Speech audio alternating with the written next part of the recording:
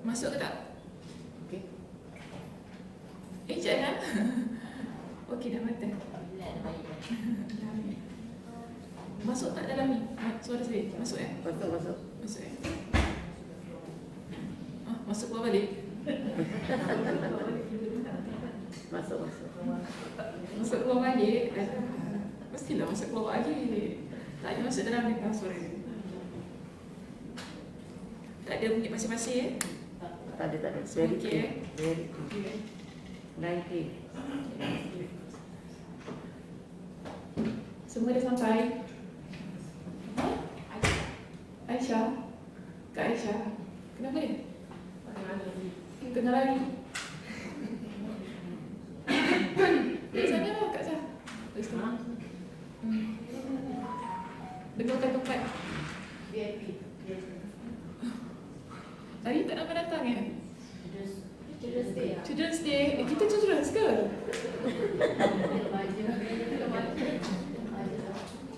Kita bukan children's kan? You. Makcik tak ada cakap. You.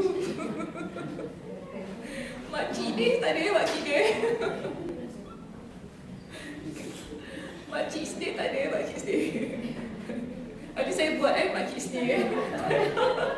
Cik nak muda aja Selisa ni.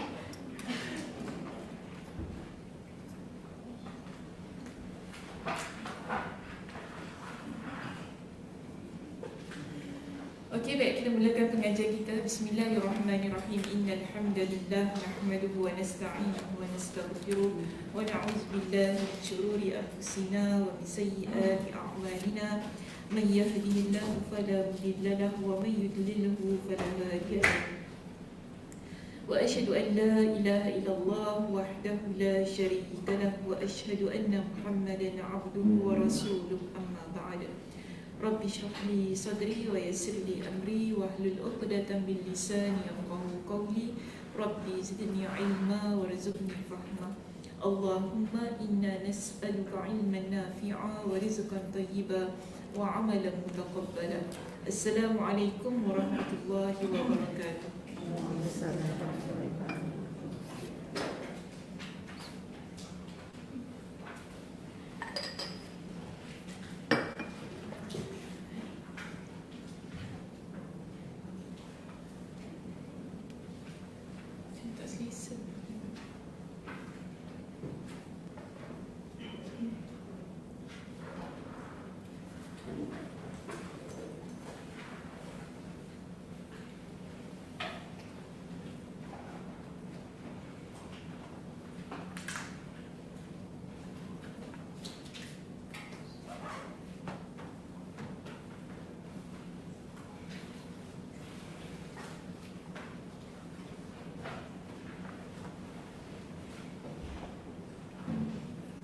Apa khabar, semua hari sihat?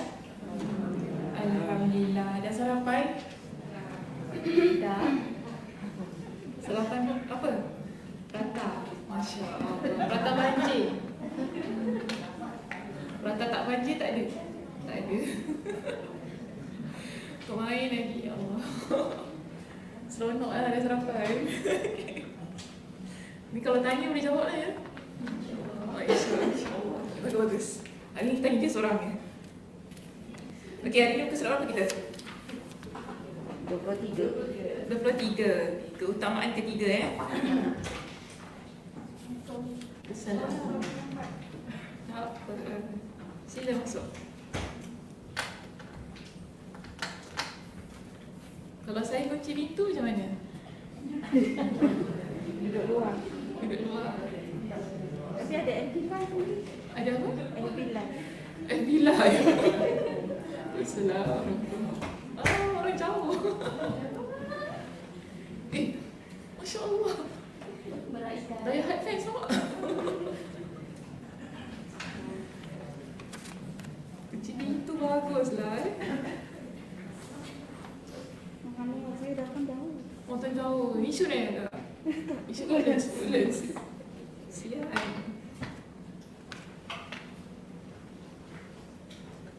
Panas. Sekejap saya tengok sikit je. Semalam baca separuh, sekarang jalan je.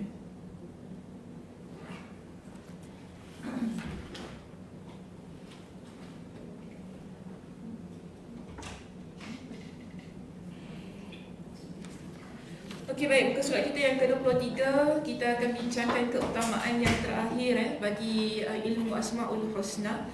Keutamaan kita yang ketiga di sini disebutkan dalam kitab kita. Sesungguhnya ilmu tentang asma dan sifat Allah ini adalah ilmu yang diberkati. Semua okey? Okey Tak nak dengar bunyi dengung-dengung Tak ada. Okey okay. Sesungguhnya ilmu tentang asma dan sifat Allah ini adalah ilmu yang diberkati, dipenuhi pelajaran berharga, manfaat yang banyak dan beragam faedah serta pengaruh yang hebat.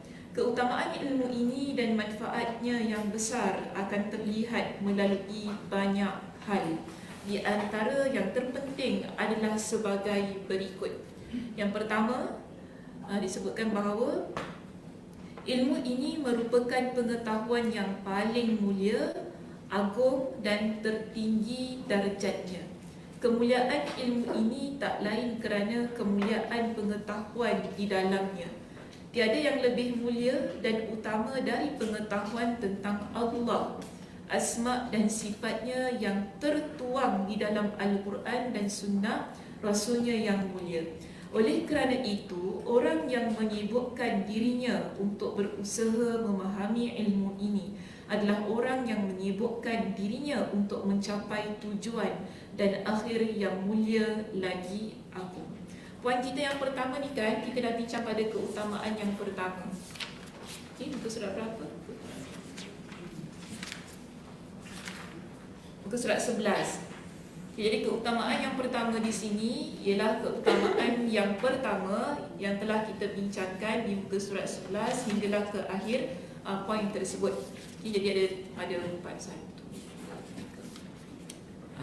4, 5, 6. 6 muka surat kita dah bincangkan tentang keutamaan yang pertama untuk menunjukkan bahawa ilmu Asmaul Husna ini ialah ilmu yang paling mulia di sisi Allah Subhanahu Wa Taala. Maka sesiapa yang berusaha untuk mempelajari ilmu ini bermakna mereka itu menyibukkan diri untuk mencapai tujuan yang mulia tersebut. Okey, baik. Seterusnya yang kedua, ma'rifatullah. Ma'rifatullah maknanya maksudnya apa? Mengenal Allah. Ma'rifatullah, mengenal Allah dan ilmu tentang Allah Azza wa Jal ini sebenarnya bertujuan mengajak manusia untuk mahu mencintai, mengagungkan, memuliakan dan menumbuhkan rasa takut, cemas dan harap serta ikhlas berbuat kebaikan semata-mata hanya untuk Allah sahaja. Setelah pengetahuan ini semua mengkristal, ayatnya, semuanya maksudnya menyinar dengan begitu kuat dalam diri seorang hamba, maka penerimaannya terhadap Allah Tabaraka wa Ta'ala akan semakin besar. Dan begitu pula dengan penyerahan dirinya atas syariat Allah maupun konsistensinya di dalam melaksanakan segala perintah Allah dan menjauhi semua larangan Allah. Jadi keutamaan yang kedua ni kita bincangkan pada keutamaan yang kedua di muka surat yang ke-17 yang membincangkan tentang ma'rifatullah yang dah kita selesaikan perbincangannya pada minggu lepas. Jadi kalau nakkan perbincangan yang lebih lanjut boleh sila nanti baca kembali keutamaan yang kedua ataupun lihat kembali rakaman sesi untuk keutamaan kedua ni. Ada berapa kali kita bincang? 3 ke 4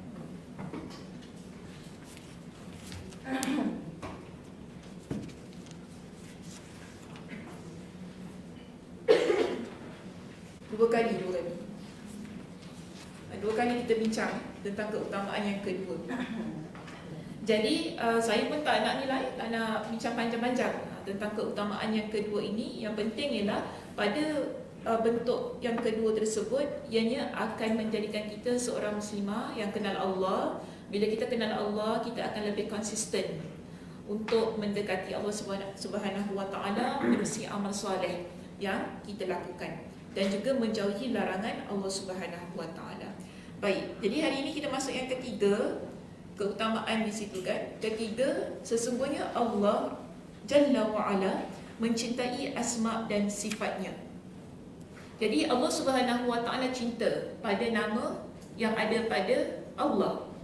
juga sifat-sifat yang ada pada Allah. Allah sangat cinta tentang hal itu. Maka dia kata Allah pun menyukai asma' dan sifatnya tersebut terlihat pengaruh di dalam diri makhluk ciptaannya. Dia oleh kerana Allah sangat cinta dengan sifat-sifat ini, Allah juga cinta kepada hamba yang ada pengaruh ataupun dia terkesan dengan sifat-sifat Allah tersebut pada diri mereka. Dan ini sudah menjadi bahagian dari kesempurnaan Allah Subhanahu Wa Taala. Senang kata macam inilah. Kalau kita sebagai seorang muslimah, kita cinta apa yang Allah cinta, maka Allah akan cinta pada diri kita. Nak faham poinnya begitu. Jadi sekarang Allah Subhanahu Wa Taala cinta pada asma' dan sifat Allah. Dan kita berusaha untuk cinta pada asma' dan sifat Allah itu tadi. Maka Allah Subhanahu Wa Taala akan kembali mencintai diri kita. Minggu lepas saya ajar doa apa tentang cinta? Apa dia, Cik Maria? Panjang. Sila ringkaskan doanya.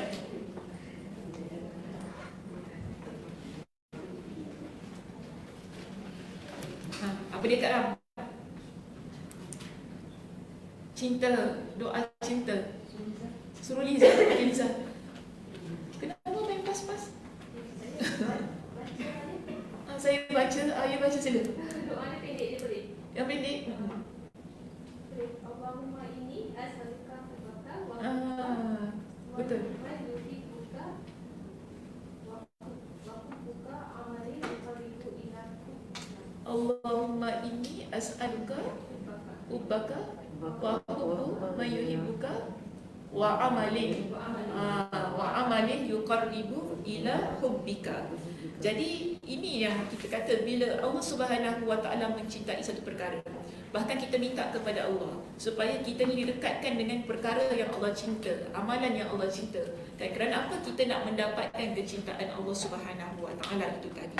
Dan contoh-contoh yang diberikan di sini kan, kita nampak di perkataan yang terakhir di bawah itu, Allah itu witir. Maksudnya Allah itu maha ganjil.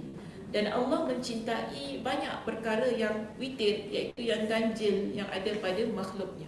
Boleh faham tak tu? Apa dia yang difahami? Allah itu ganjil dan Allah suka perkara yang ganjil. Ini berdasarkan kepada sebuah hadis, hadis yang diriwayatkan oleh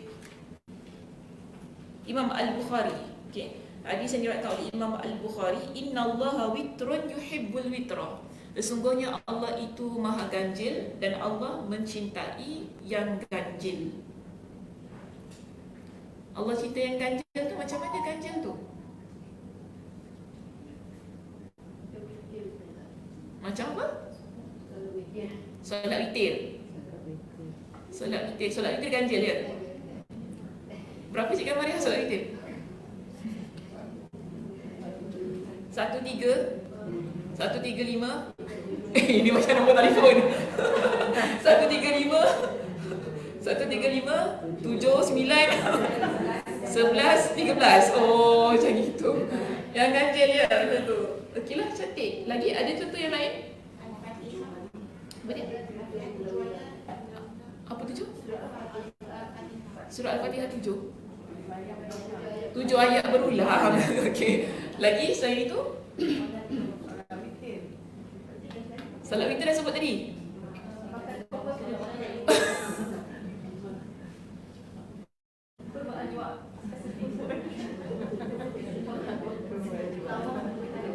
Okey, boleh. Tak terfikir. Makan kurma 7 ajwa. 7 ajwa. Makan kurma ajwa 7 biji. Bila makan tu? Pagi. Siapa suruh makan? Nabi suruh. Okey. Cakap biar terang Nabi suruh. Okey. Ada anjuran lah. Lagi? Takwaf 7 kali. Lagi? Zikir apa? Zikir subhanallah. Oh, 3 Masya Allah. Lagi. Solat 5 waktu. Cantik. Lagi? Puasa hari putih. Okey. 3 ni 3 hari dalam sebulan. Okey, apa lagi yang ganjil tak sah? Dapat 3. Dapat 3. Apa maksudnya dapat 3?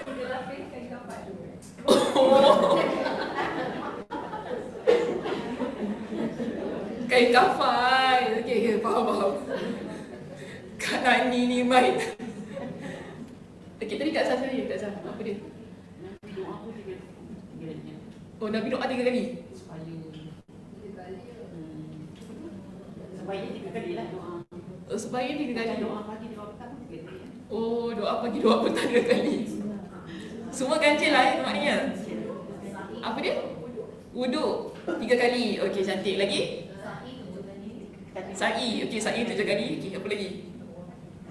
Tawaf tadi dah sebut dah.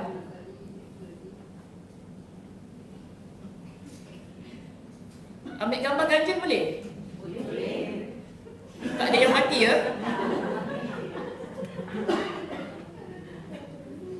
Ada orang kan sensitif, tak boleh ambil gambar 3 orang. Nanti yang tengah tu pergi dulu. Betul tak Salimah? Tak betul. Tolong tak betul Cik Salimah Oh, sampai waktunya yang kanan kiri pun boleh pergi dulu. Betul tu tak, sampai waktunya kanan kiri pun pergi dulu kan. Tak semestinya ambil gambar 3 orang. Superstitious. Superstitious ya.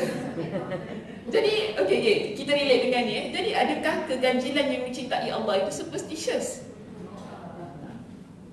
Maknanya macam ni dalam agama ini, perkara-perkara ganjil tu perlu berdalil. Okey? Hal-hal yang ganjil tadi ia perlu berdalil. Macam tadi makan korma ajwa 7 biji tu kan, itu ada dalil. Kita tak kata sembarang-sembarang makan 7 biji tu. Betul? Tentang tawaf 7 kali, sa'i 7 kali. Apa tadi? Lagi sebut. Witir. Ni semua ada dalil. Jadi bila agama ini menetapkan tentang keganjilan itu berdalil, kita tak panggil dia sebagai superstitious. Memang itulah yang dikehendaki dalam agama kita sebagai salah satu bentuk yang kita kata kecintaan Allah Subhanahu Wa Taala pada perkara-perkara yang ganjil itu tadi. Jadi inilah yang dikatakan innallaha witrun yuhibbul witra. Sesungguhnya Allah itu ganjil, maka Allah cinta kepada hal-hal yang ganjil. Baik, seterusnya. Sesungguhnya Allah itu jamil. Jamil maksudnya maha indah. Dan Allah mencintai keindahan. Innallaha jamil yuhibbul jamal, dalam sebuah hadis yang diriwayatkan oleh Imam Muslim. Nabi SAW ada seorang lelaki tanya kepada Nabi tentang pakai slipper. Jadi dia kata, wahai Rasulullah, ada tak kita ni pakai slipper ni, bukankah itu satu bentuk kesombongan? Sebab slipper tu cantik lah kan? Jadi Nabi kata tak. Kerana apa? Innallaha jamil yuhibbul jamal. Sesungguhnya Allah itu maha indah, cinta kepada keindahan. Bermakna di sini kita faham dalam agama kita ini memang suka kepada sesuatu yang bersih, cantik, kan, kemas.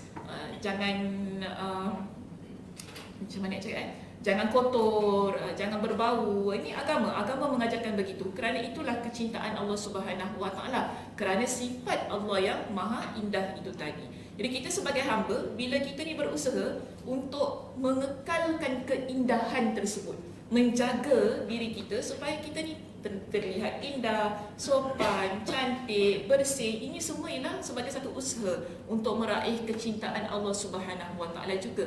Tapi kalau nak dikatakan tentang sombong itu, Nabi SAW beritahu kepada sahabat itu tadi, kalau nak katakan sombong, dia bukan sebab kita pakai baju yang cantik, bukan sebab kita ni suka kepada kecantikan, itu bukan kesombongan. Tapi Nabi kata apa? Al-kibru batarul haqqi wa ghamtun nas.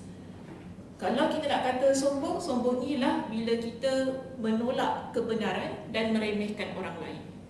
Bermakna, kalau kita pakai cantik dalam keadaan kita menolak kebenaran dan kita meremehkan orang lain, itu baru kita panggil sombong.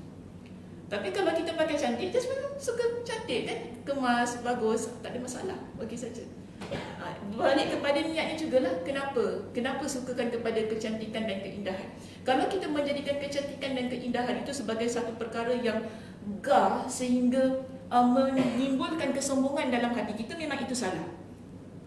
Sampaikan kita memandang rendah pada orang lain kan, dan kita menolak kebenaran-kebenaran dan kita mempamerkan keindahan dengan tujuan sedemikian, yes, itu kita panggil sebagai kesombongan. Tapi kalau dia sekadar kita nak cantik, sekadar kita memang nak menepati apa yang disukai oleh Allah Subhanahu Wa Taala, dipersilakan. Jadi sebab tu kita, lagi-lagi orang perempuan nak pakai cantik, tak ada masalah. Cuma janganlah sombong. Kau ada. Itu, kalau gitu salah lah kan. Jalan kat sebelah kau ada, tudung aku cantik. Tudung paling mahal berapa dolar? Ha? 3,000? Tak tahu. Tapi ada yang beribu lah juga. Berapa kat Nani? Beribu. Beribu lemon. Beribu-ribu lemon. So, tapi salah tak nak pakai tudung mahal tu?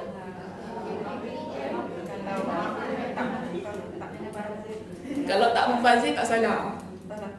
Ada pada orang lah, ada pada orang masing-masing. Pada orang masing-masing. Nak mahal, nak mahal. Pada saya membazir lah. Membazir. Pada saya lah. Tapi kalau nak pakai boleh? Kalau Ustazah pakai boleh? Boleh. Lebih daripada boleh. Lebih daripada boleh, Masya Allah. Saya pakai promote dah pula ya. Sila pakai, tak adalah. Memang bazir lah. Bazir kan. Yang penting tutup Aurat. tutup aurat, tutup kepalanya. Itulah keadaannya. Tapi kalau mampu, silakan lah, masing-masing. Kita tadi semua katakan masing-masing lah, masing-masing. Masing-masing Kalau mampu, ikutlah pada periuk masing-masing. Orang kata besar periuk, besarlah keraknya. Gitu kan keadaannya.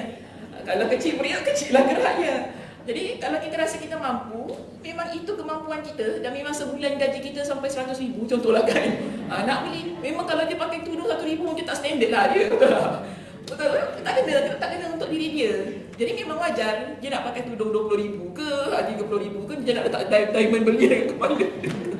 Suka dia lah. Memang kita panggil sebagai dia punya kemampuan dia, ikut kepada keadaan dia. Apa dia? Ukur badan kita. Ukur baju di badan sendiri. Ukur baju di badan sendiri. Itulah kalau pakai saiz S, saiz S lah kan. Tak boleh lah pakai saiz M, L pula kan. Bazir-bazir kain lah. Macam tu keadaannya. Okey. Dia suka pula orang depan ni. Seterusnya di sini kan. Tadi hadis apa saya sebutkan? Innallaha jamil yuhibbul jamal, riwayat siapa? Muslim. Okay. Allah itu alim. Bagi contoh lagi satu ya. Allah itu alim, maha tahu dan dia mencintai para ulama. Betul? Setuju? Allah itu maha mengetahui dan Allah mencintai para ulama. Para ulama tu siapa?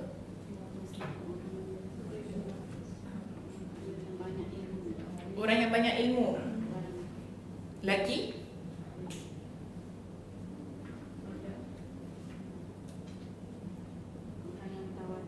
Orang yang tawaduk. Itu panggil sebagai ulama. Sebab dia banyak ilmu. Sebab dia banyak ilmu, dia tawaduk. Tahu. Tapi ada orang banyak ilmu, dia sombong. Cannot Cannot like that lah. That shouldn't be the way. Okey. Sekarang ni, kalau kita guna perkataan ulama tu, apa yang kita faham dekat ni? Apa yang kita, apa Cik Ana fikir? Kalau saya kata ulama, Cik Ana fikir apa?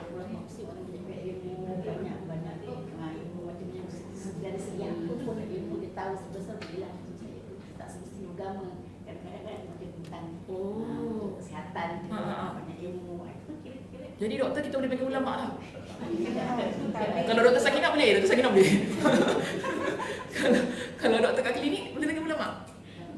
Bagian apa Boleh lah. Tapi sebab tadi Cik Ana kata bagian-bagian lain tu tak. Tapi tak sebut pasal dia ulama lah, sebab kebanyakannya orang ada agama baru itu. Betul. Maknanya orang yang pakar, mereka yang pakar, memiliki disiplin ilmu yang tinggi ya, dalam pengajian agama, ini kita panggil sebagai ulama. Cuma saya lebih suka untuk memahami perkataan ulama ni sebagai orang yang berilmu. Orang yang berilmu. Dia tak semestinya ustaz, ustazah, mufti kan. So kalau kita faham begitu, nanti kita pun jadi macam tak ada apa-apa sangatlah untuk contoh yang begini. Maka bila kita kata orang yang berilmu, bermakna Allah cinta kepada siapa saja yang menuntut ilmu.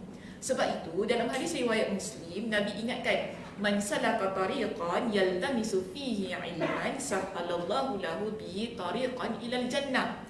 Ini maknanya Allah cinta.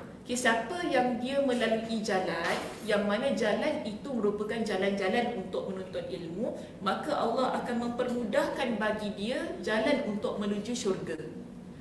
kita faham begini, bila Allah mempermudahkan jalan kita untuk menuju syurga, bermakna Allah sayang, Allah cinta. Jadi sesiapa saja yang dia menuntut ilmu kerana Allah, melalui perjalanan untuk meraih ilmu itu tadi dengan niatnya ikhlas kerana Allah Subhanahu Wa Taala, Allah akan membuka ruang bagi dia untuk menuju syurga Allah Subhanahu Wa Taala dengan mudah. Jadi kita faham bahawa Allah itu Maha mengetahui dan Allah Subhanahu Wa Taala mencintai orang yang berilmu, dan kita hendak mendapatkan kecintaan Allah Subhanahu Wa Taala itu tadi, maka kita pun berusaha untuk menjadi orang yang rajin belajar, rajin menuntut ilmu kerana Allah Subhanahu Wa Taala. Okey, baik, seterusnya contoh yang lain di sini berikan tentang sifat Allah. So tadi kita ada apa? Witir, satu jamil, satu alim. Okay, sekarang jawad. Jawad itu maksudnya maha dermawan. Sungguh Allah itu jawad, maha dermawan, dan dia menyukai orang yang dermawan. Seterusnya Allah itu qawi, Allah itu maha kuat. Sehingga mukmin yang kuat lebih dia sukai daripada mukmin yang lemah. Ini pun juga ada hadisnya daripada Nabi SAW. Masih lagi hadis dalam riwayat Imam Muslim tentang Allah cinta kepada orang beriman yang kuat jika nak dibandingkan dengan orang beriman yang lemah. Nabi kata apa? Al-mu'minul qawiyyu khairun wa ahabbu ila Allahi minal mu'minid dha'if wa fi kulli khair. Dalam setiap perkara, dan itu merupakan satu kebaikan. Nabi kata Allah Subhanahu Wa Taala, mukmin yang kuat lebih baik dan lebih dicintai oleh Allah. Mukmin yang kuat lebih baik dan lebih dicintai oleh Allah berbanding dari mukmin yang lemah. Dua-dua ni mukmin ya, kedua-duanya adalah orang yang beriman. Satu orang beriman yang kuat, kedua ialah orang beriman yang lemah. Tetapi antara kedua-dua ini, antara orang beriman yang kuat dan orang beriman yang lemah, Allah lebih cinta orang beriman yang kuat. Orang beriman yang kuat ni bagaimana?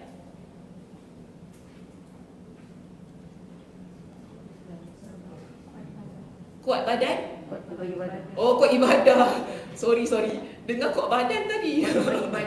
Kuat beribadah. Okey. So kita faham di sini, orang yang dia merupakan mukmin yang kuat, mereka adalah mukmin yang kuat untuk menepis segala macam kemaksiatan yang mendatang pada diri dia.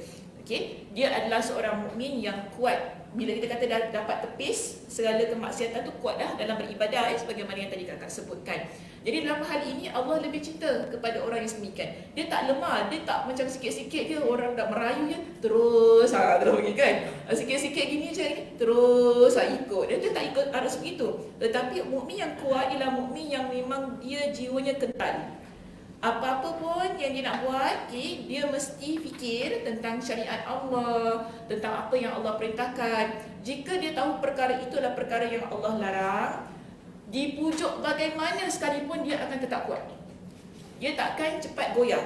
Kan orang cakap apa pun tak apa dah, sebab perkara tu dosa, aku tak nak buat dah. Senang macam tu. Jadi di sini kita nampak Allah cinta dengan orang yang sedemikian sebab ia bukan perkara yang mudah. Lalu Nabi sebutkan dalam hadis ini fi kullin khair. Dan setiap perkara yang dibuat itu, setiap satu daripada itu adalah kebaikan.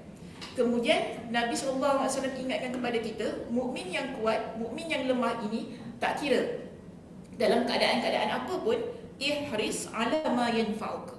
Hendaklah kamu bersungguh-sungguh untuk mendapatkan apa yang bermanfaat bagi diri kamu. Seterusnya Nabi ingatkan wasta'in billah, dan hendaklah minta pertolongan kepada Allah. Wala ta'jaz, dan jangan lemah. Sekali lagi kita balik kepada poin mukmin yang kuat itu tadi. Nabi kata Allah cinta kepada mukmin yang kuat, oleh itu berusahalah untuk mendapatkan apa yang bermanfaat bagi diri kamu. Oleh itu juga jadilah orang yang minta bantuan kepada Allah dan jangan lemah ketika menjalani kehidupan ini. Wa in asabaka syai'un, jika menimpa sesuatu pada diri kamu, fala taqul law anni fa'altu kana kadza wa kadza, janganlah kamu mengatakan bahawa kalaulah aku buat itu, kalaulah aku buat ini. Ini pesan Nabi ya. Kalau tertimpa sesuatu pada diri kita, kita kalaulah aku tak kahwin dengan dia dulu, bagus. Kan? Jangan cakap gitu. Sebab ini semua takdir Allah Subhanahu wa taala. Walakin qul, tetapi katakanlah qadarullahi wa ma syaa fa'ala. Ini adalah takdir Allah, inilah apa yang Allah Subhanahu wa taala inginkan dan telah pun berlaku. Fa inna law taftahu amal syaitan. Sesungguhnya berkalau-kalau itu ia membuka kunci perbuatan amalan syaitan. Jadi ini pesan Nabi SAW kepada kita.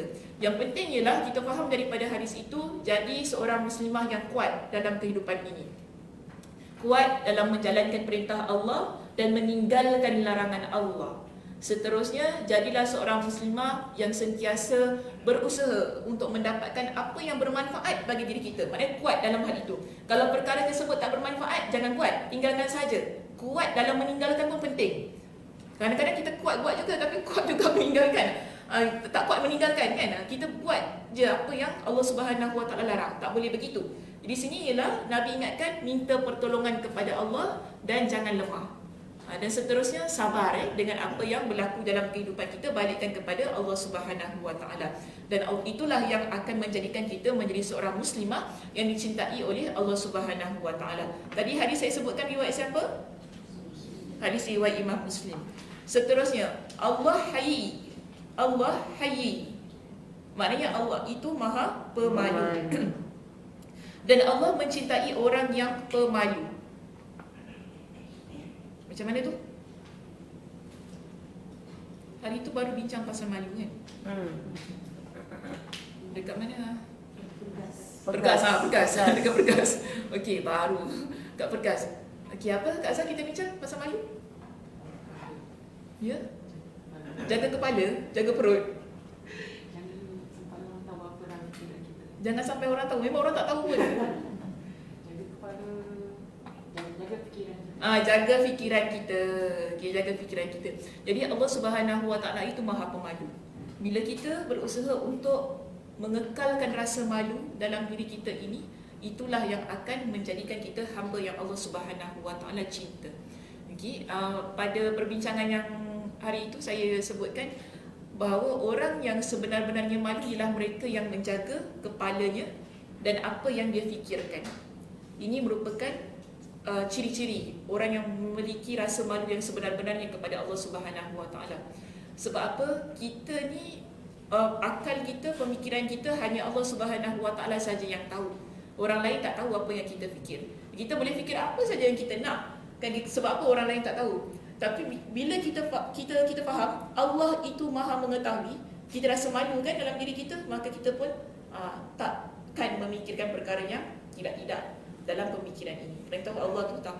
Kemudian yang kedua ialah menjaga perut dan apa yang diisikan dalam perut kita.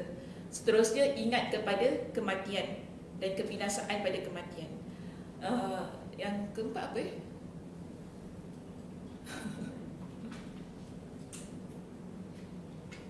Siapa ingat? Ke itu je? Memang itu kan? 3 je? Satu tambah Betul ke Kak Syah? Nak test kita. Kak Noh 3 je Kak Noh? Tak ingat? Apa dia? Jaga kepala, jaga perut. Ingat kematian. Ada lagi satu.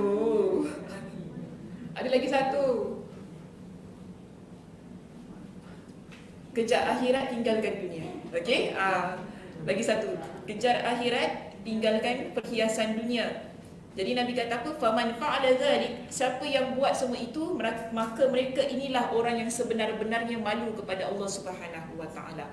Jadi Allah Subhanahu wa taala itu dia Maha malu. Dalam hadis yang lain, Nabi sallallahu alaihi wasallam mengingatkan kepada kita tentang rasa malu Allah Subhanahu wa taala terhadap hamba-Nya. Nabi kata, inna rabbakum tabaraka wa ta'ala, sesungguhnya Tuhan kalian tabaraka wa ta'ala hayyun karimun, Maha pemalu dan Maha pemurah. Yastahyi min 'abdihi, dia sangat malu pada hamba-Nya.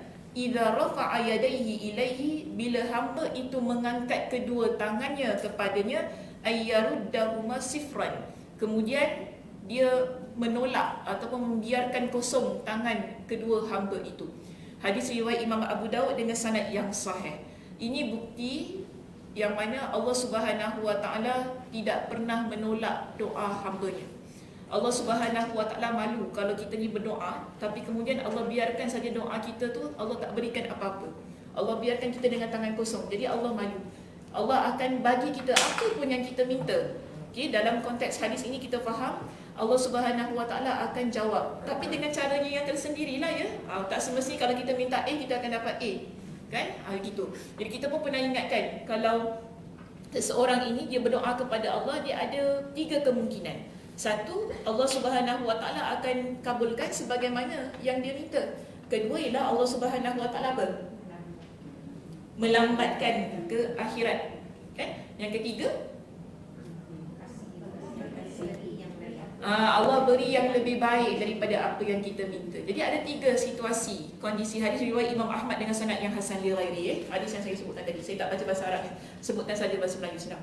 Jadi kita nampak di sini Allah Subhanahu Wa Taala malu kalau kita ni doa angkat tangan pada Allah tapi Allah tak berikan apa-apa pada diri kita. Maksudnya di sini kita kena yakin dengan doa kita. Kan? Yakin dengan apa yang kita minta kepada Allah Subhanahu Wa Taala. Kalau Allah tak berikan hari ini, mungkinlah 10 tahun akan datang. Pernah tak berhadapan dengan situasi macam tu? Benar kan? Fatihah minta apa Fatihah? Sampai Allah bagi 10 tahun tu lamanya. Umur dah berapa? Muda lagi Fatihah. Dulu kecil-kecil minta apa dengan Allah? Minta sambung belajar lah kan. Sambung belajar jadi ustazah. Alhamdulillah jadi ustazah. Jadi keadaannya sedemikian, maknanya terkabul doanya walaupun lambat. Situasi-situasi yang sedemikian. Jadi kita nampak begini, apa pun yang kita minta kepada Allah Subhanahu Wa Taala tu jangan kita ragu. Selama mana yang kita minta itu adalah perkara yang baik, dia mesti ada cirinya ya. Bukan perkara yang maksiat. Kedua, apa dia? Bukan. Apa dia? Tak sah? Bukan yang memutuskan silaturahim. 2.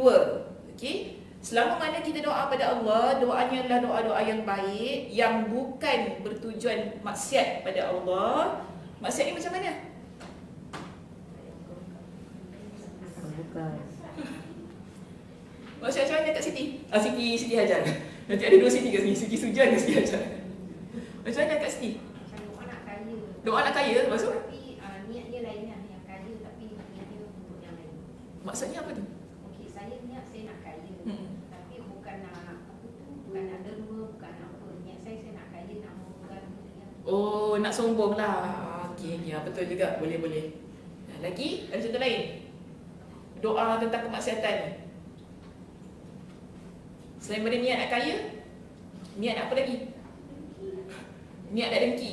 Macam mana tu? Oh ya Allah ya Tuhanku, naik pangkat jadi CEO pula. Lah ya Allah, geramnya aku. Minta-minta besok jatuh lah ya Allah. Biarlah dia buat benda-benda jahat ni ya. Macam gitu doa. Itu tak boleh lah. Betul, doa macam tu tak boleh. Kan? Nampak orang kahwin, biar cerai lah lusa-lusa tu. Biar apa aku kahwin. Macam tu kan? Kan? Aduh, macam-macam. Nampak orang ada anak, biar anak tak lawa dah besar nanti. Macam itu keadaannya. Ini doa-doa, okay, doa-doa ni dosa. Doa-doa yang tak boleh kita panjatkan kepada Allah Subhanahu Wa Taala. Tapi tadi yang tentang putuskan silaturahim macam mana? Adakah orang doa nak putuskan silaturahim? Cik Ana? Mak dia yang Mak dengan bapak? macam adik-beradik. Macam mana tu Kak Sun? Macam tak bertegur. Tak bertegur siapa? Jadi kita doa Macam apa? kita nak pinjam, let's say contoh nak pinjam duit ke apa, dia tak kasih. So dia dah tak geng lah, dah tak nak geng lagi. Lepas tu doanya apa? Biar duit dia habis. Jahat pula saya. Sorry. Tak apa. Dia cepat duit kau habis. Macam tu ke? Jadi doa apa?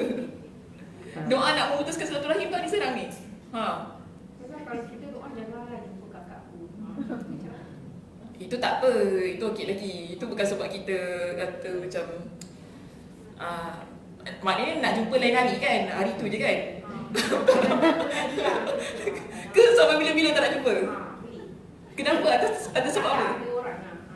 Oh, Janganlah jumpa kakak aku lagi. janganlah jumpa kakak aku lagi. Family problem lah. Family problem tak boleh lah, tak boleh. Tak boleh lah. Itu macam memutuskan silaturahim lah. Kita macam ni apa pun dalam keluarga kita bergaduh ke apa kan, memang kita nanti ada terasa hati tau. Terasa hati, rasa macam tak nak jumpa tu kan, itu normal lah. Cuma nanti kalau kita jumpa, dah sudah lah. Sikit-sikit, jangan nak jumpa lagi lah, nak jumpa juga. Tapi macam touch and go pun boleh. Saya faham lah, ada adik-beradik tak macam adik-beradik kita ya. Adik-beradik jahat, Allah, batu api, dahsyat. Sampai kita rasa macam tak naklah jumpa lagi, jahat sangat dia kan. Nanti kalau jumpa dia ada je problem. Betul, ada je problem. Daripada tak sakit hati. Betul, isu macam tu memang ada dalam family. Mungkin dia tak berlaku pada family kita, dia berlaku pada family orang lain. Tak pun macam ini. Kita doa mudah-mudahan Allah berikan pada dia hidayah sudah. Itu Ya. Kita tak putus silaturahim, tapi cuma kita jauhkan macam jauhkan diri. Itu okey, tak ada masalah. Kasih space kat orang luar. Jauhkan diri tak ada masalah. Putus tu maksudnya kalau jumpa tak nak tegur, kalau ada apa-apa semua memang langsung tak nak. Memang tak nak ada apa hubungan. Itu baru kita kata putuskan silaturahim. Kita cuma just nak our own space lah kita kata kan. Mungkin macam kita cuma menjauhi kalau tak ada apa-apa keperluan. Tak perlu mesej, tak perlu call ke apa kan. Itu okey saja. Yang penting bukan langsung tak bertegur siapa. Maknanya tu kalau kes yang just nak menjauhi, kalau kita jumpa alhamdulillah masih baik. Kalau kita jumpa masih lagi boleh senyum, masih boleh salam, berpelukan, tanya khabar, itu okey lah. Tapi kalau jumpa pun, tengok sana, tengok sini kan. Dah macam dia buat juga demo. Yelah, satu tengok sana, satu tengok sini kan. Dan memang tak nak tengok siapa, satu paling sana, satu paling sini. Ini yang Nabi kata apa? Wala tadabaru. Jangan kalian berpaling. Berpaling maknanya badan tu jangan berpaling. Wala tadabaru, membelakangi saudara kalian. Kalau itu memang tak boleh. Ia larangan daripada Nabi SAW. Tapi kalau just nak menjauhi sebab tak nak ada masalah, boleh saja. Okey, itu kita ada masalah. Jadi macam kita contoh, kita kata kita doa, ya Allah ya Tuhanku, mudah-mudahan laki aku tak baik dengan mak dia. Ni putuskan satu lagi. Tak boleh. Tu tak boleh lah. Yes, itu tak boleh. Doa macam tu kan. Biarlah laki aku dengan aku je, dengan mak dia tak payah, buanglah mak dia. Kan? Ya Allah ya Tuhanku, biarlah laki aku ni yang tak ingat adik-beradik perempuan dia kan. Kakak dia sibuk. Kan? Terasa aku, kakak dia sibuk. Sikit-sikit lah nak panggil adik lah, ajak kita mengumrah lah apalah. Kalau gitu keadaannya, ni memang tak boleh lah. Dosa kan, sebab apa kita berusaha untuk memutuskan silaturahim itu. Tapi kita doa lah macam mana Allah takkan kabulkan doa tu. Sebab apa? Ianya adalah doa yang dilarang dalam agama kita. Okey, baik, seterusnya ya, kita lihat contoh yang berikutnya. Tadi hadis riwayat siapa saya sebutkan? Hadis riwayat Abu Daud dengan sanad yang sahih. Seterusnya di sini, Allah Maha menerima taubat. Tawwab. Okey, Allah Maha menerima taubat. Tadi Hayy. Tawwab, maka dia mencintai orang-orang yang suka bertaubat kepada Allah Subhanahu Wa Taala. Ini juga betul. Jadi mencintai orang yang suka bertaubat bermakna kita ni, Nabi kata, kita sebagai hamba Allah, kita kan tak terlepas daripada kesilapan kan. Kullu bani Adam khata'. Nabi sebutkan setiap anak Adam ini ada melakukan kesilapan. Sebaik-baik yang melakukan kesilapan ialah mereka yang bertaubat kepada Allah Subhanahu Wa Taala. Jadi bila kita ada buat silap dalam hidup kita ni, jangan biarkan kesilapan itu begitu saja. Kita kembali kepada Allah, bertaubat kepada Allah kerana Allah Subhanahu Wa Taala cinta kepada orang yang bertaubat. Ada sebuah hadis yang diriwayatkan oleh Imam Muslim. Nabi memberikan kepada kita dengan analogi dengan seseorang yang mana dia ini berjalan di padang pasir sendirian dengan barangan keperluan dia di atas seekor unta ini kan. Jadi dia lihat dekat satu tempat ni dalam keadaan yang penat. Kemudian unta dia hilang bersama dengan barang tu. Jadi sekarang macam mana nak survive?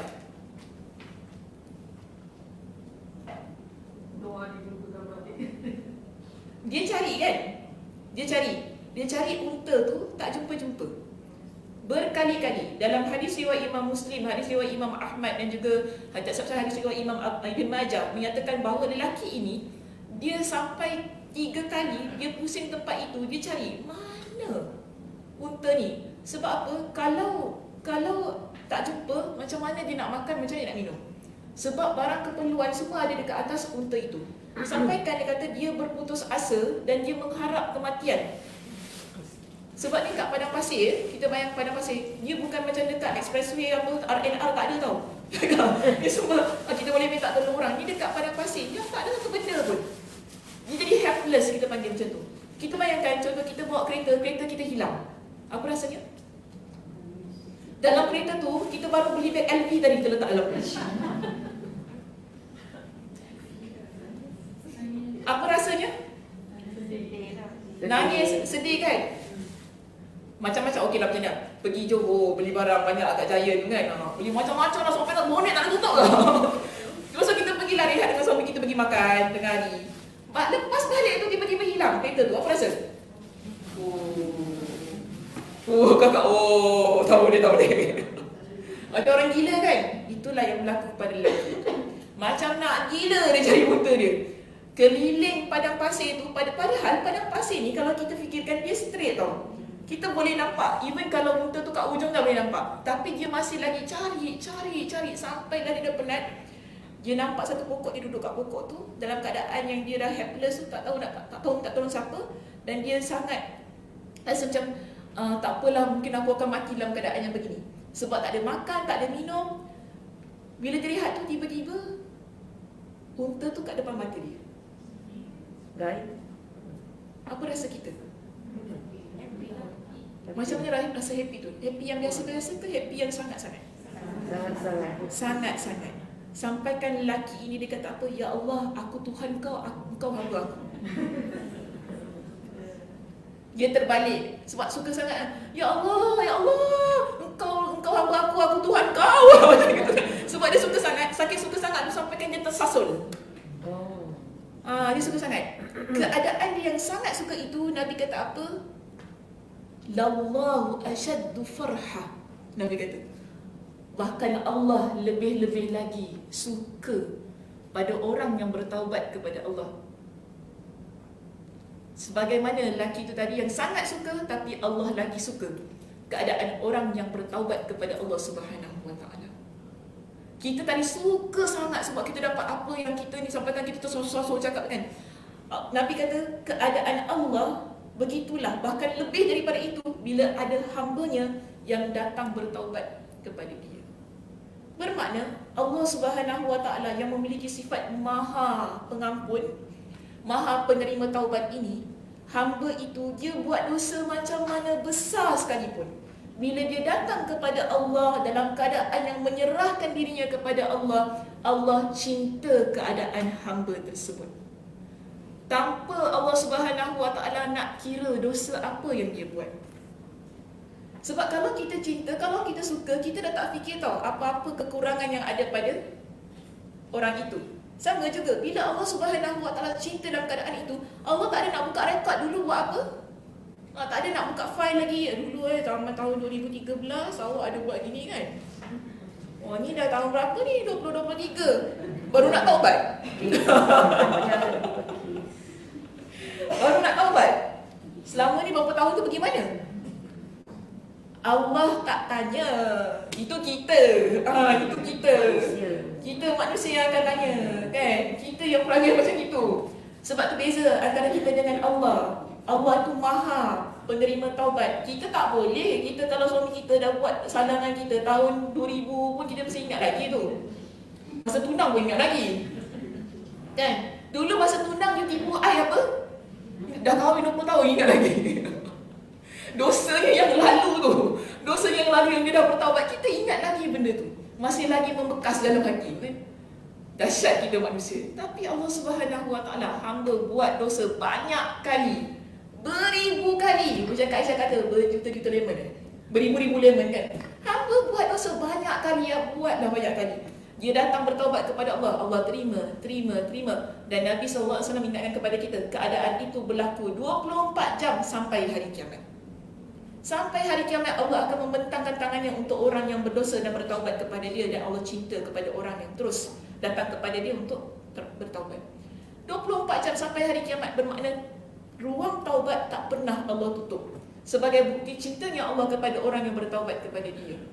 Okay, ini yang kita panggil At-Tawwab. Allah Subhanahu Wa Taala yang Maha menerima taubat itu tadi. Sangat cinta kepada orang yang suka bertaubat. Okey, seterusnya. Allah Maha bersyukur, maknanya Asy-Syakur. Dan mencintai orang yang senang bersyukur. Senang tak nak bersyukur kepada Allah ni?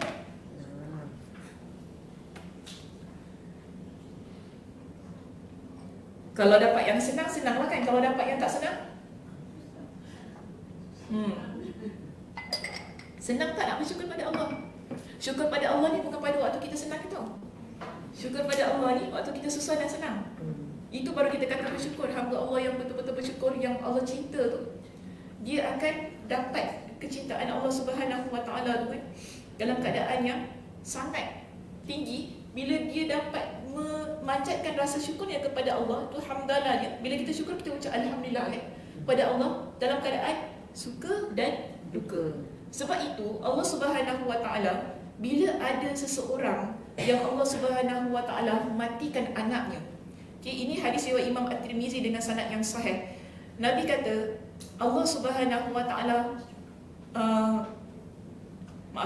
Nabi kata idza mata waladul abdi, jika seseorang hamba dia mati anaknya, maknanya Allah Subhanahu Wa Taala ambil anak itu kan, meninggalkan anak dia. Kemudian Allah kata kepada malaikat, qabattum walada abdi, sudahkah engkau ambil nyawa anak kepada hamba aku itu? Kemudian mereka ni, para malaikat jawab kepada Allah, na'am. Fayaqulu qabattum thamarata fuadi, adakah kalian benar-benar telah mengambil jantung hatinya? Anak ni jantung hati kan? Anak kita kalau patah tangan apa rasa? Uish, kita lama ni yang paling kecoh kat rumah. Yelah, patah tangan tau, belum mati lagi, baru patah tangan. Kita punya rio sangat dahsyat. Tapi sekarang ini Allah tanya kepada malaikat, sudahkah engkau mengambil? Maknanya mati budak, meninggal dunia. Allah suruh ambil nyawa budak. Jadi malaikat kata na'am. Kemudian Allah tanya, maza qala abdi, apa kata hamba aku? Apa yang diucapkan oleh hamba aku bila kalian mengambil jantung hatinya? Malaikat ini pun kata kepada Allah, fayaqulun hamidaka wastarja, hamba kamu itu memuji engkau wahai Allah. Maknanya hamba itu bersyukur kepada engkau ya Allah. Bila engkau ambil anak dia tu, dia alhamdulillah. Itu yang dia ucapkan. Wastarja, dan dia kembalikan diri dia kepada engkau. Susah ke senang nak buat tu? Susah.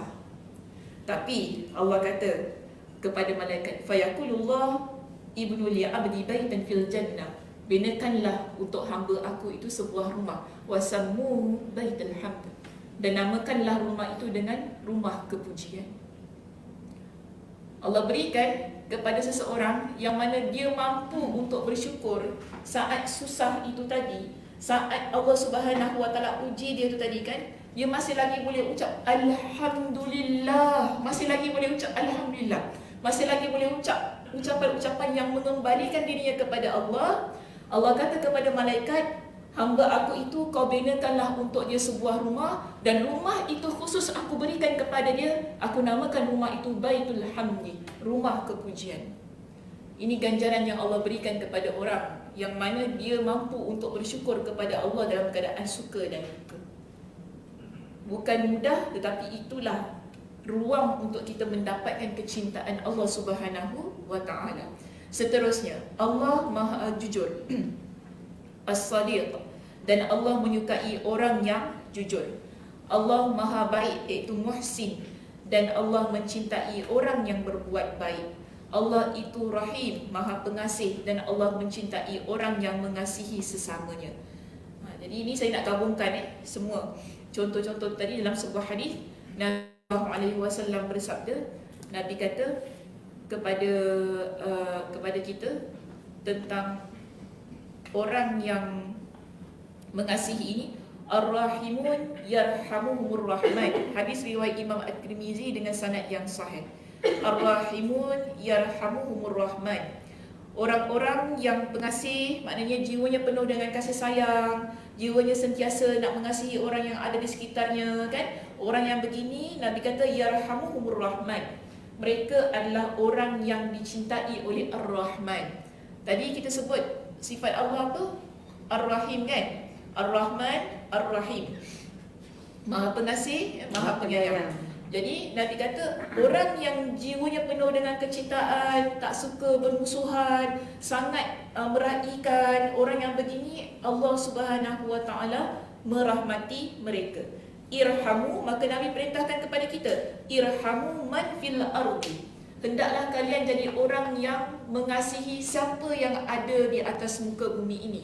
Maknanya hidup jangan jadi orang yang mengibarkan kebencian. Hidup kita jangan jadi orang yang asyik nak mendengki sana, jadi batu api, jadi batu itu, semua batu lah ambil. Okay. Semua batu lah ambil, kan? Jangan jadi orang yang sedemikian. Kalau begitu keadaan kita, maknanya jiwa kita ni kurang dengan kasih sayang. Sebab tu Nabi kata apa? Irhamu, jadilah kalian orang yang penuh kasih sayangnya kepada orang yang ada di atas muka bumi ini. Jika begitu keadaannya, Nabi SAW ingatkan kepada kita, yarhamkum man fis sama, maka kamu akan dicintai oleh orang yang ada di langit. Maksudnya apa? Para malaikat. Bila kita ni jadi seorang muslimah yang sentiasa nak menyebarkan kasih sayang, yang sentiasa mengasihi orang lain dalam kehidupan kita ini, tak nak ada kebencian sikit pun dalam hati kita.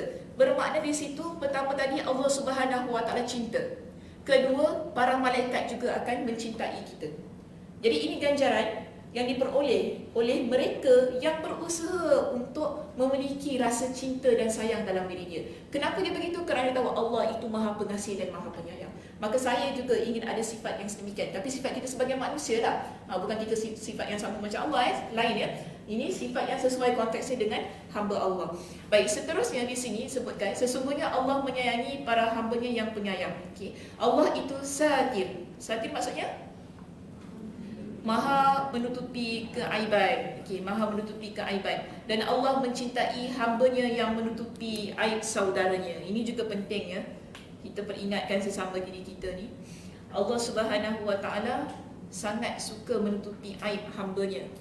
Saya pernah ingatkan kita ni, kalau Allah tak rahmati kita, aib kita semua orang lain akan nampak. Kita berani keluar rumah kita ni kan, sebab apa? Allah tutup aib kita. Sebab tu tadi Allah itu as-satir, Allah itu Maha menutupi aib. Maka Allah mencintai hambanya yang menutupi aib orang lain. So kita dalam hidup, kalau kita ada nampak kekurangan, keaiban yang ada pada orang lain, seboleh mana kita tutup serapat-rapatnya. Jangan kita sibuk-sibuk nak viralkan. Ni zaman zaman yang mana kita suka nak memviralkan, nak menularkan keaiban orang lain. Mungkin demi likes, demi like and share kan, macam-macam sekarang ni. So kita usaha tahan ya diri kita, tangan kita ini daripada menyebarkan keaiban-keaiban yang sepatutnya tahu perkara ini tak perlu diketahui oleh orang lain. Sebab apa? Allah Subhanahu Wa Taala, Nabi sallallahu alaihi wasallam bersabda, Nabi kata apa? Man satara musliman satarahullahu yaumal qiyamah. Siapa yang dia menutupi aib muslim yang lain, maka Allah Subhanahu Wa Taala akan menutupi aib dirinya di hari kiamat. Kita kena ingat, hari kiamat ini adalah hari pembongkaran setiap amal kita, baik dan buruk. Kita tak nak. Sekarang kat dunia ni kan Allah dah tutup kan. Dekat akhirat belum tentu ya. Dekat akhirat belum tentu. Allah Subhanahu Wa Taala boleh buka semua keaiban kita sampai kan diketahui oleh orang lain.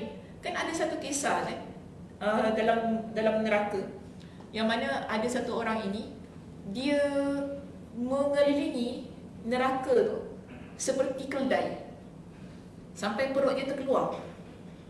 Kemudian penghuni neraka ni kenal tau. Yang penghuni neraka yang berputar-putar tau, dia tanya gini, wahai fulan, bukankah dulu engkau adalah orang yang mengajak kami kepada kebaikan? Nampak tak? Wahai fulan, bukankah dulu engkau orang yang mengajak kami pada kebaikan? tapi kenapa pula engkau berada dalam neraka bersama dengan kami? Maknanya dekat dunia orangnya baik, semua orang tahu dia baik, tak ada orang tahu tentang aib dia. Tapi bila kemudian ke akhirat, masuk neraka, hari neraka, terkejut di hari neraka orang ni. Bukan dulu kau main lagi, ajak kita berbaikan, ajak di masjid, pergi solat, tiba-tiba masuk neraka ke aku siapa? Dia jadi kemusykilan. Tapi apa kata orang ini? Betul, aku ajak kalian kepada kebaikan, tapi aku sendiri tak buat apa yang aku ajak. Aku ajak kalian jadi orang yang baik, tapi aku sendiri jahat. Tapi saya orang tak tahu yang kita jahat. Dia begitu keadaannya. Di akhirat Allah tunjukkan. Nampak tak? Sebab itu kita tak nak perkara sedemikian. Sebab kita masing-masing tahu diri kita ni macam mana. Kita tahu aib kita, dosa kita, apa yang kita buat. Kita semua tahu. Yang kita seboleh mana kita nak tutup walaupun dengan pasangan kita. Kalau boleh biar laki aku pun tak tahulah berapa jahatnya perangai aku ni kan. Kadang-kadang macam itu kita ni. Ada PA-PA yang kita tak nak orang lain tahu. Biar aku dengan Allah Subhanahu Wa Taala saja. Allah tutup. Nampak tak? Allah tutup aib kita. Allah tutup kelemahan diri kita ini sampai orang nampak kita sangat perfect, sangat sempurna kita di mata manusia. Tapi nanti di akhirat belum tentu. Maka sebab itu caranya bagaimana kita ni nak menutup aib kita dekat akhirat ialah dengan menutup aib orang lain. Sebab kalau kita suka sangat menghebohkan seolah-olah kita ni tak ada aib tau. Nampak tak?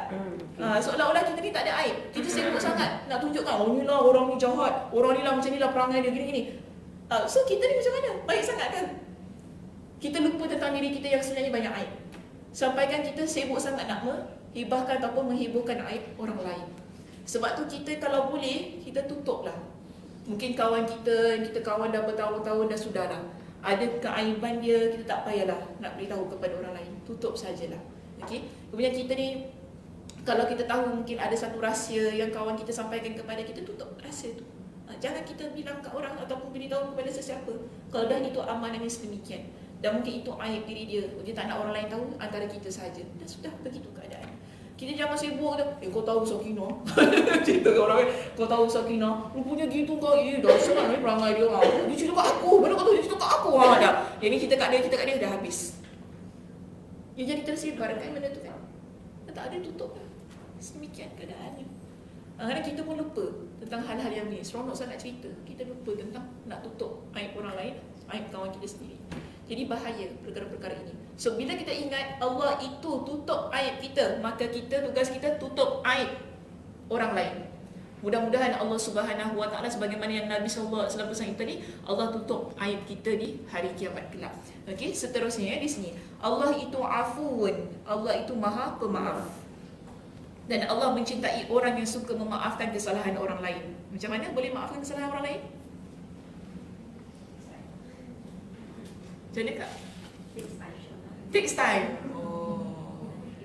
Tapi Allah suka tahu kita maafkan orang lain. Kak Aisyah tak boleh? InsyaAllah boleh. InsyaAllah boleh. Takes time juga lah. Depends on what Depends on what dosa yang dia buat. What dosa yang dia buat. if let's say small matters, I don't really mind.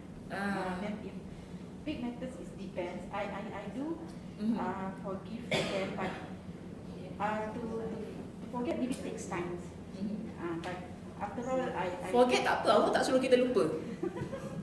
Okay? Forgive and forget tu kita tahu. Allah tak suruh kita lupa, Allah suruh kita maafkan. Forgive. Ingat tu. Allah tak suruh kita lupa, tapi Allah suruh kita maafkan. Kita dah boleh maafkan, itu satu perkara yang sangat besar. Maknanya kebesaran jiwa yang kita miliki, yang ada pada diri kita, yang mengundang kecintaan Allah pada diri kita. Tapi kalau kita nak lupakan, tak lupakan, itu masalah kita. Itu masalah kedua. Sebab Allah tu Maha mengetahui the trauma. Okay, the trauma yang you dah hadapi, kan bukan senang sebab kita ni kalau kita ni disakiti, orang buat perkara jahat pada diri kita, memang betul bukan mudah kita nak lupa. Kan sampai bila-bila kita boleh ingat apa yang orang buat pada diri kita. Kata-kata dia, perbuatan dia, kan. Saya pun sama juga, saya kata. Saya tak boleh lupa apa yang orang buat, lagi-lagi kalau buat perkara jahat. Saya tak boleh lupa, tapi saya adalah orang yang mudah untuk memaafkan dan move on. Begitu keadaannya. Jadi kita belajar untuk memaafkan, kita move on, kita berbaik dengan dia. Tapi kalau nak lupa tu memanglah Same-same Okay, so we equal lah okay. Same-same. Maknanya kita maafkan. Itu memang suruhan, perintah yang Allah Subhanahu Wa Taala beritahu kepada kita. Bahkan Allah kata dalam Al-Quran, allazina yunfikuna fis sarra'i wad dharra'i wal kazimina al-ghaiza wal 'afina 'anil nas. Orang ini ciri-ciri penghuni syurga ya. Satu adalah orang yang mana dia membelanjakan hartanya jalan Allah pada waktu suka dan duka. Kedua, orang yang dapat menahan rasa marahnya. Ketiga, orang yang memaafkan orang lain. Ini ciri penghuni syurga. Kita nak ciri itu ada pada diri kita.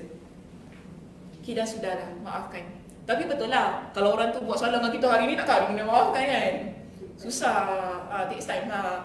Takkanlah dia mengumpat kita, tak apa aku maafkan kau. Tak suka tak ada maknanya. Dia macam ni, lagi kita orang perempuan, dia balik rumah, dia ingat tak boleh tidur kan. Tak boleh tidur, nangis dulu. Doa, nangis dulu. Nak sampai hati dia cakap aku macam gitu, benci. Aku kawan dia baik-baik gitu pula dia cakap. Dia drama semua kan. Call pula kawan, kau tahu tak si A tu, dia cakap aku macam-macam tak. Kita punya drama dulu. Drama datang dulu. Bila drama dah datang, barulah dia tenang kan. Tak apalah, Allah suruh maafkan. Dah betul lah keadaannya. Sudah. Maknanya dah jangan bawa sampai matilah. Kan? Jangan bawa sampai mati apa yang orang tu buat. Yang penting kita dah maafkan dah sudah. Okey, so itu perkara yang baik. Dalam surah Ali Imran ayat 134, Allah Subhanahu Wa Taala sebutkan tentang 3 ciri penghuni syurga yang Allah akhiri ayat itu dengan innallaha yuhibbul muhsinin. Wallahu yuhibbul muhsinin. Dan Allah itu cinta kepada orang-orang yang baik. Tadi dekat atas tadi kita ada satu sifat Allah. Allah itu maha baik kan, muhsin kan? Allah cinta kepada orang yang baik kan? Jadi orang yang baik itu bagaimana? Allah terangkan dalam surah Ali Imran ayat 134. Yang mana Allah cinta itu ialah mereka yang membelanjakan hartanya pada saat suka, pada saat duka, mereka yang menahan rasa marahnya, dan mereka yang afina anin nas, mereka yang memaafkan orang lain. Ini adalah orang-orang yang baik, yang mana Allah kata wallahu yuhibbul muhsinin. Allah mengasihi orang-orang yang membuat perkara-perkara yang baik itu tadi. Okey, seterusnya Allah itu barrun, Allah maha baik. Maka dia menyukai kebaikan dan orang yang berbuat baik. Sebab tu dalam hidup jangan kita bosan untuk buat perkara-perkara yang baik. Selagi mana kita boleh buat baik, buatlah. Okey, selagi kita hidup, teruskan melakukan kebaikan. Jangan pernah fikirkan apa yang orang kata tentang diri kita. Orang kata, alah step baik lah pula. Anak kita ni suka sangat dah macam step baik lah. Nak salam-salam ustazah lah. Step baik lah, itu gini lah. Tak payah lah. Suka hati orang nak kata apa kata lah kan. Step baik lah pergi kuliah, step baik lah mengaji Quran lah. Step baik lah apa semua kan. Kalau orang kata-kata gitu sudah. Kita buat bodoh, masuk telinga kanan, keluar telinga kiri. Ke masuk telinga kanan, sini stray kat tengah-tengah. Buat dia sudah. Masuk telinga kanan, dia dekat sini ya. Tak keluar-keluar. Kita jadi manusia ni, kalau nak jadi manusia yang bahagia, orang cakap apa, masuk telinga kanan, keluar telinga kiri dah sudah. Ya, betul. Kalau orang cakap apa-apa, kita masuk telinga kanan, kita letak dia kat tengah-tengah ni, dia tak keluar-keluar, kita tak bahagia. Siang, malam, pagi, petang kita akan ingat je apa orang tu kata kan. Stres, menangis, depression, anxiety, semualah. Akhirnya akhirnya kita pun tak bahagia. So kita tak nak begitu hidup kita ni. Jadi apa pun kita nak hati kita tenang. Saya selalu kata dengan kawan-kawan saya macam gitu. Dalam hidup ni, sebab dia orang kan biasa kerja ni kan, biasa kerja kan mesti ada politik kat tempat kerja kan. Politik. Kakak-kakak yang kerja tahulah kan, kat kerja mesti ada politik. Dia tak kira dia Islamic organisation ke bukan Islamic organisation. Politik tetap politik. Okey, ada je orang yang mulut je masalah, ada je perangai dia macam ngek kan. Ada yang terpelawak sana terpelawak sini. Saya kata ginilah, sudah. Kita kalau fikir apa orang cakap kan, kita sikit-sikit gini kecil hati, sikit ni fikir kerja tak siap. Kerja tak jalan. Kita menjadi orang yang asyik fikirkan tentang orang tu. Akhirnya kita down. Bila kita down, kita akan jadi orang yang buat kerja pun tak menjadi. Semua sembrono. Dia tak jadi apa-apa. So dah sudah. Orang nak cakap apa pasal kau, orang nak kata kau pemalas ke apa ke, kau buat je kerja kau. Orang nak kata kau tak kahwin kau. Kadang-kadang itu masalahnya, Orang kata, oh kau tahu aku single. So sudah lah, dia kata kau single apa masalah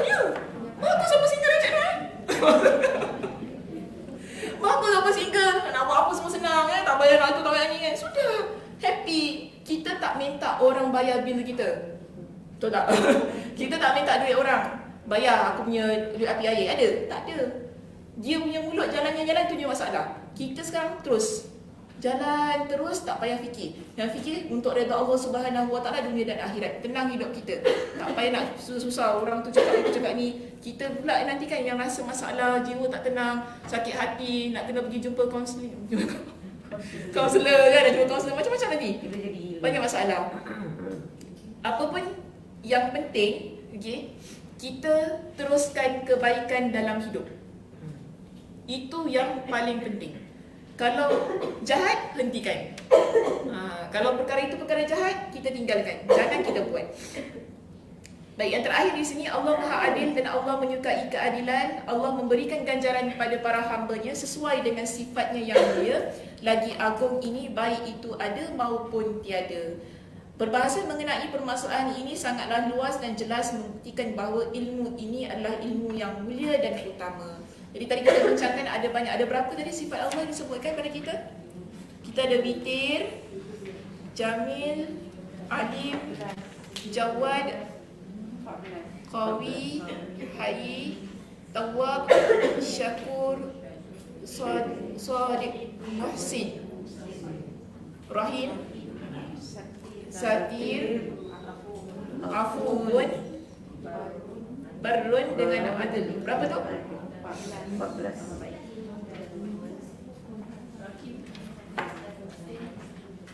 14 ke 15?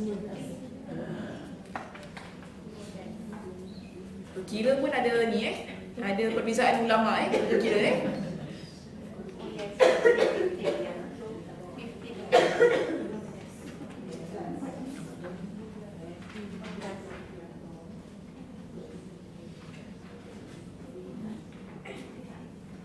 Masa saya kira 14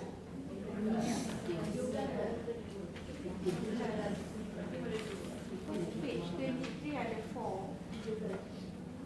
The balance page 24. Okey, saya tertinggal satu. Muhsin.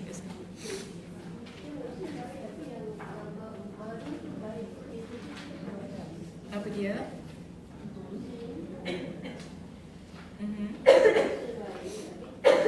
Muhsin lebih kepada akhlak kita.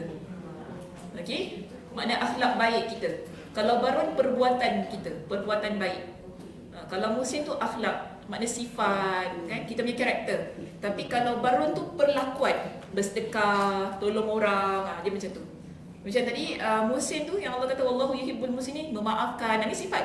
Memaafkan, menahan rasa marah. Itu semua kita panggil sebagai muhsin. Muhsinin. Tapi kalau Barun perlakuan kita yang kita buat. Okey? Baik, seterusnya yang keempat di sini, sesungguhnya Allah Tabaraka wa Ta'ala menciptakan manusia dan menjadikan mereka ada dari yang sebelumnya tiada. Lantas Allah menyediakan segala fasiliti mereka baik di langit maupun di bumi supaya mereka mengenal Allah dan hanya menyembahnya. Faham tak tu? Allah nak kata apa tu? Allah nak kata apa pula? Pengarang nak kata apa tu?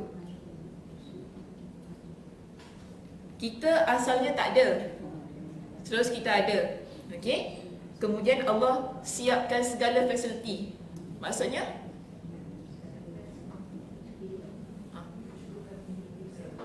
cukupkan hidup kita. Dengan apa? Dengan rezeki. Kita keluar-keluar terus macam terbiar gitu ke macam mana? Kita keluar, kita ada mak ayah kan? Kita ada tempat tinggal, ini semua dipanggil sebagai Allah yang mencukupkan fasiliti situ, memberikan. Walaupun, maaf saya sebut ini, walaupun budak tu budak yang terbuang. Kan ada anak yang terbuang kan, tapi orang ambil kan, Allah tetap siapkan untuk dia, rezeki dia. Jadi kita kata, tapi kalau budak yang tepi jalan tu orang buang susah, mana ada mak bapak dia siapkan apa? Tapi still ada orang angkat, orang ambil. Bila dia hidup tu ada fasiliti yang Allah Subhanahu Wa Taala siapkan untuk dia, tempat tinggal. Tapi ikut cara masing-masing lah kita, sebab rezeki kita masing-masing berbeza. Sebab tu bila kita dekat perut mak kita ni, Allah dah tetapkan tentang rezeki kita, ajal kita, bahagia ataupun derita. Ni semua dah ditetapkan. Jadi Allah Subhanahu Wa Taala dah catat pada takdir kita bagaimana perjalanan hidup kita ini. Kita sebagai hamba, kita menjalani keadaan kehidupan kita ini dengan sabar, dengan tabah. Dan takdir itu boleh berubah ya. keadaannya. Maksudnya bila kita berusaha untuk mengubah ke arah kebaikan. Mungkinlah kita, saya derita, mungkin Allah tetapkan hidup saya derita. Betul? Allah tetapkan hidup kita derita, tetapi bagaimana cara kita berhadapan dengan penderitaan itu? Itu yang akan mengubah ia menjadi kebahagiaan. Mungkin kita hidup kita susah, tapi bagaimana, adakah kita mentang-mentang kita susah, kita nak terus susah? Ya tak begitu. Kita usaha untuk keluar daripada kesusahan. Inilah namanya takdir. Takdir tu bukan kita main hadap aja tau. Takdir ni ialah bila kita ada perkara yang berlaku, kita usaha untuk mengeluarkan diri kita daripada hal-hal yang buruk tersebut. Okey, seterusnya sini kata baik di langit maupun di bumi. Maknanya bila Allah ciptakan sesuatu makhluk itu, tak kiralah sama ada makhluk itu ialah makhluk yang Allah tempatkan di langit ataupun makhluk yang Allah tempatkan di bumi, semua itu sudah ada persediaannya dengan penciptaannya yang tersendiri, supaya mereka mengenal Allah dan hanya menyembah Allah. Hal ini sesuai dengan firman Allah Subhanahu wa taala, Allahul ladzi khalaqa sab'a samawati wa minal ardi mislahunna yatanazzalul amru bainahun lita'lamu anna Allah ala kulli syai'in qadir wa anna Allah qad ahata bi kulli syai'in 'ilma. Allah yang menciptakan 7 langit dan dari penciptaan bumi juga serupa. Perintah Allah berlaku padanya agar kamu mengetahui bahawa Allah Maha berkuasa atas segala sesuatu dan ilmu Allah benar-benar meliputi segala sesuatu. Asmaul Husna dalam ayat ini di mana? Mana satu?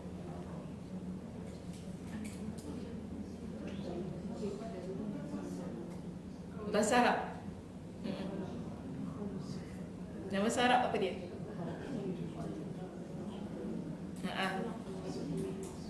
Karam? Kholak?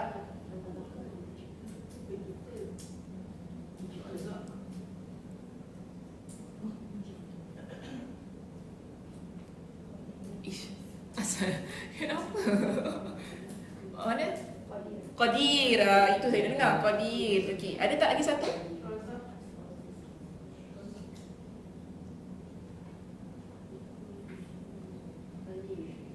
Alim. Mana Alim? Cikgu Maria ni. Yang sama yang tembak Cikgu Maria. Qadir tu dah betul satu. Ada 2 lagi satu. Ayatnya panjang. Ilma, tapi kita tak boleh ambil ilma saja, kena ambil wa anna Allah qad ahata bi kulli syai'in ilma. Kena ambil satu ayat tu untuk menunjukkan tentang keilmuan pengetahuan Allah Subhanahu wa taala yang maha segala-galanya. Okey. Jadi dalam ayat ini Allah Subhanahu wa taala menyebutkan tentang penciptaan 7 langit, penciptaan 7 bumi, 7 lapis bumi, dan di situ sebenarnya adanya perintah Allah yang berlaku kepada penciptaan-penciptaan ini. Tujuannya ialah supaya kita ini tahu, kita ada ilmu tentang apa? Tentang kekuasaan Allah itu tadi, Qadir, okay? Dan juga tentang ilmu Allah yang benar-benar meliputi segala sesuatu. Dan hal ini diperkuatkan dalam surah Ad-Dariyat ayat 56 hingga 58. Wa ma khalaqtul jinna wal insa illa liya'budun. Ma uridu minhum min rizqin wa ma uridu an yut'imun. Innallaha huwar razzaqu dzul quwwatil matin. Allah kata, aku tidak menciptakan jin dan manusia melainkan agar mereka beribadah kepada aku. Okay, ayat yang depan ni famous kan? Saya banyak kali kan baca. Baik, ramai orang tertinggal ayat yang kedua belakang itu. Okey, Allah ciptakan kita, tak kira jin dan manusia, tujuannya lah untuk beribadah. Ni 2 saja ya yang beribadah kepada Allah. Kita solat, jin pun wajib solat. Okey, kita buat umrah, jin pun buat umrah. Ni semua hukum syariat yang berlaku pada manusia berlaku juga kepada jin. Sebab itu Allah kata kedua ini tidaklah diciptakan melainkan untuk beribadah kepada aku. Ma uridu minhum min rizqin. Allah ingatkan, aku tidak menghendaki rezeki sedikit pun dari mereka. Bermakna kalian ibadah tapi aku tak perlukan rezeki kalian. Itu maknanya. Dengan kata lain, kita solat ke, kita tak solat ke, itu tak sesekali merugikan Allah Subhanahu wa taala. Yang rugi adalah kita. Allah tetap maha kaya, Allah tetap maha segala-galanya. Tak ada sedikit pun yang akan mengubah keadaan Allah Subhanahu wa taala. Kemudian Allah kata wama uridu ayyutaimun, dan kalian beribadah itu tadi yang aku ciptakan dengan tujuan beribadah. Pertama, bukan supaya kalian berikan kepada aku rezeki. Kedua, bukan supaya kalian beri aku makan. Allah tak perlukan rezeki kita dan makanan kita. Sebab apa? Allah yang beri kepada kita rezeki dan Allah yang beri kita makan. Sebab di sini Allah kata innallaha huwarrazzaqu dzul quwwatil matin. Sesungguhnya Allah dialah yang memberi rezeki, yang mempunyai kekuatan lagi yang sangat kukuh. Okey, di sini apa Allah punya sifat yang ada dalam ayat ni? Ar-Razzaq lagi, Matin lagi, Dzul Quwwah. Okey, Ar-Razzaq, Dzul Quwwah, Al-Matin. Ada 3 Asmaul Husna, sifat Allah, nama-nama Allah pada ayat ini, iaitu pada ayat yang ke-58. Ar-Razzaq, Allah itu yang memberi rezeki. Dzul Quwwah, Allah yang mempunyai kekuatan. Al-Matin, iaitu Allah mempunyai kekuatan yang sangat kukuh. Maka sebab itu kesibukan seorang hamba terhadap pengetahuan tentang asma' dan sifat Allah Azza wa Jal ini merupakan kesibukan tentang tujuan dari penciptaan dirinya sebagai seorang hamba. Bermakna, kita dalam hidup ini, bila kita berusaha untuk belajar tentang Asmaul Husna yang ada pada Allah Subhanahu Wa Taala dan kita sibukkan diri kita untuk mempelajarinya, kita jadi seorang muslimah yang ingin mencapai tujuan penciptaan kita, iaitu beribadah kepada Allah. Saya ulang kembali ayat saya minggu lepas, kita nak kenal Allah, kita nak cinta Allah, kita kenal Allah. Okey, sebab apa? Tak kenal maka tak cinta, kan? So kita nak kenal Allah Subhanahu Wa Taala bagaimana? Melalui pengajian Asmaul Husna ini, supaya kita dapat tahu bagaimana sifat Allah, bagaimana nama Allah itu akhirnya ianya akan menimbulkan rasa cinta kita kepada Dia. Sebaliknya, orang yang tidak peduli dan meninggalkan ilmu ini sama artinya dengan menyia-nyiakan maksud dan tujuan dari penciptaan dirinya sendiri. Maka tidak sepantasnya seorang hamba yang selalu mendapat keutamaan mulia dan nikmat yang tiada hentinya dari Allah lantas tidak peduli tentang Rabbnya, bahkan menolak untuk mengenalnya. Wallahu a'lam bishawab. Okey, itu saja untuk pagi ini. Ada ni pengajaran untuk pagi ini yang boleh dikeluarkan. Yang pertama, pengajaran kita yang pertama pagi ini,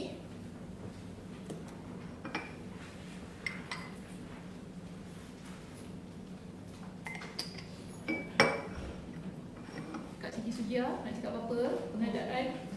Masya Allah. Saya kena panggil nama penuh kat sini sebab ada 2 Kak Siti kat sini. Okey. Ada tak Kak Siti? Ada, nak dapat redaan rahmat Allah, cinta Allah, kita kena tahu sifat-sifat Allah. Basically kita belajar.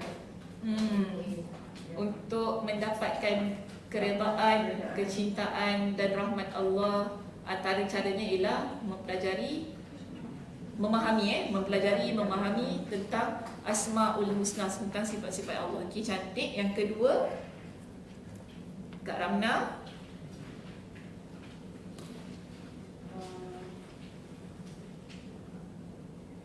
Nak solat ni Kak Ramna. Baca yang tadi banyak sifat-sifat Allah. Sebenarnya luas banyak. Sebagai ibadah sebenarnya kita banyak cara untuk berbagi diri kita. Tapi kita tak sempurna. Perkara macam misalnya Allah suka pada kedermawan ni, kita tak mampu. Kita ada lain-lain sifat yang kita boleh berikan. Misalnya kita tak boleh dari segi harta benda.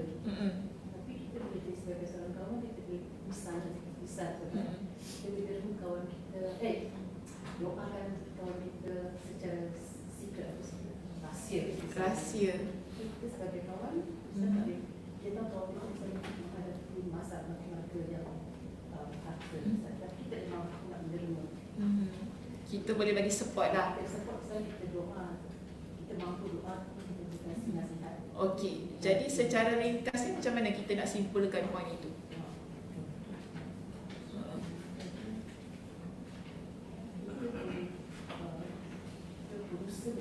Okey, macam ni. Boleh tak saya kata gini?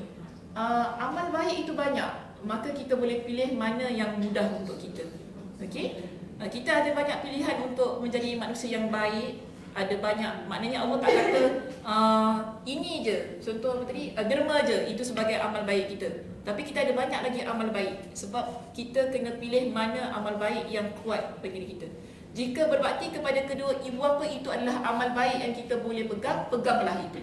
Okay, jika jadi seorang yang dermawan tadi merupakan amal baik yang kekuatan kita, kita jadi orang yang dermawan. Yang penting jadi baik. Okey, yang ketiga. Ada tak yang ketiga? Apa dia, Cik Maria? Kita mesti ingatlah kita kat sini untuk beribadah pada Allah. Oh, kita mesti ingat kita kat sini. Kat sini tu kat mana? Dunia.